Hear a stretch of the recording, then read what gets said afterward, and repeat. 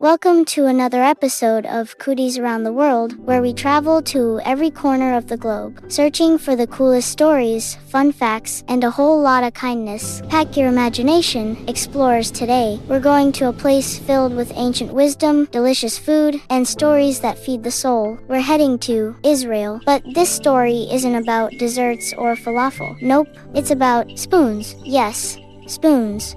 But not your ordinary cereal-eating spoons.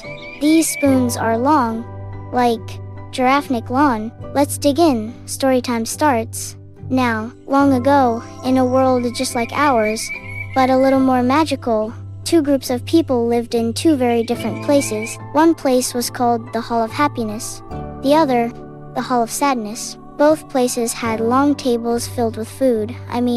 Mountains of delicious, steaming, amazing food. I'm talking cheesy lasagna, sizzling noodles, juicy strawberries, and bowls of rainbow soup. But something was strange. In the Hall of Sadness, everyone looked miserable, tired, grumpy, hungry. Even with all that food, they couldn't eat a single bite. Why? Because everyone had to use a long wooden spoon. And I don't mean long like a selfie stick. I mean super long. Like longer than your arm long. They tried to feed themselves, but the spoons were too long. Every time they scooped some food and tried to bring it to their mouth, whoops, it spilled, fell, splashed, flop.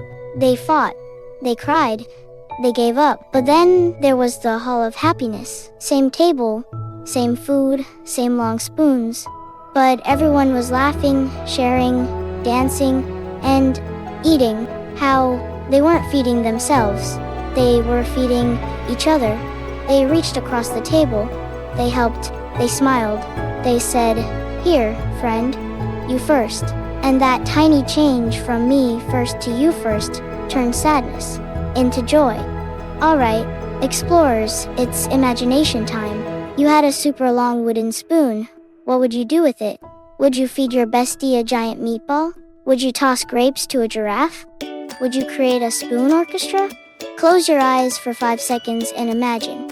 Who would you feed? Tell me in the comments who's the first person you'd share your spoon with. You know what this story taught me? Sometimes in life, the tools we're given might feel too hard, too big, too long, too unfair. But when we turn to each other, lend a hand, share a smile, we stop trying to help only ourselves, and we start helping each other. Suddenly, the impossible becomes possible, and the world a whole lot tastier. That's when the magic begins. So don't forget, when things get tough, reach out and say, "Here, friend, you first." And remember, kindness is the longest spoon of all. Share the soup, pass the pie. When we help each other, we all fly high.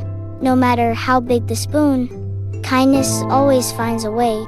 Alright, spoon slingers, that's a wrap for today's Kutis Around the World. Next time, maybe we'll explore a city where cats run the government, or a tree that sings lullabies.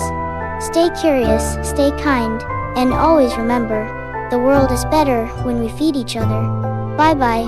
See you all next time. Sweet dreams, everyone.